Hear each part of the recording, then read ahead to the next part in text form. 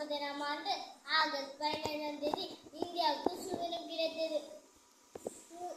சுதந்திரத்துக்கு பிறகு நம்முடைய அடிப்படை உரிமைகளையும் நமது சொந்த தேசமான நம்ம தாய்நாட்டில் பெற்றோம்.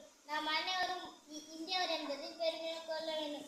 எதிர்கால சந்தையில் சுதந்திரத்துடன் கண்ணியத்துடன் வாழ வேண்டும் என்பதற்காக பல ஆண்டுகளுக்காக நமது மிக்க வீரர்கள் போராடினார்கள். இந்தியா என்ற கனவு நினைவாகிய சுதந்திர போராட்ட வீரர்களின் மற்றும் அவர்கள் தியாகங்களுக்கு தலைவணங்கும். மாவீரர்களுக்கு வீர வணக்கம் செலுத்தும்.